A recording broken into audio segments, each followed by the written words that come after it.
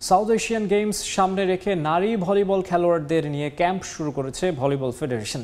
রাজধানীর বিকেএসপিতে 6 মাস আবাসিক প্রশিক্ষণ ক্যাম্প করবে নারী খেলোয়াড়রা।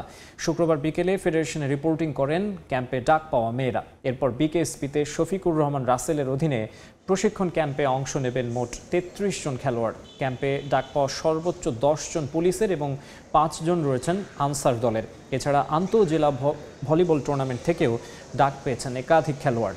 আগামী 1 মাস প্রশিক্ষণ শেষে এসএ গেমসের জন্য প্রাথমিক স্কোয়াড ঘোষণা করবে ফেডারেশন।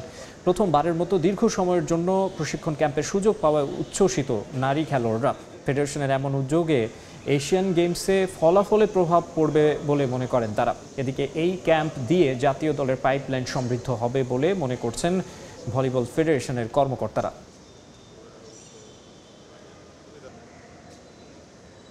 আমাদের যে সাব গেমস আছে পাকিস্তানে, সেটাতেই আমাদের বেশি ফোকাস থাকবে যে আমরা ওখানের জন্য একটা গোল্ড মেডেল বা কিছু নিয়ে আসতে পারি।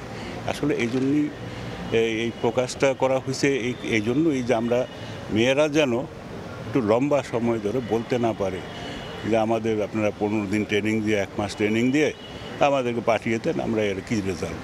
আমরা ও থেকে বিরত থাকতে চাই এবং এখন থেকে চেষ্টা চালিয়ে যাচ্ছি এবং ইনশাআল্লাহ আজকে থেকে শুরু হলো। আমরা আশা করছি যে নতুনরাও এগিয়ে মানে ভালো একটা পারফরমেন্স করতে পারবে এবং পুরনরা যারা আছেন তারা তো আছেন। এ ব্যাপারে দুইটাই সমন্বয় করে আমরা দীর্ঘমেয়াদী একটা পরিকল্পনা নিয়েছি, এটা 6 মাস ট্রেনিং করলে আমি আশা রাখি দেশের একটা গৌরব, ভলিবল যেটা হারিয়ে গিয়েছিল মেয়েদেরকে, সেটা পুনরুদ্ধার হবে ইনশাআল্লাহ।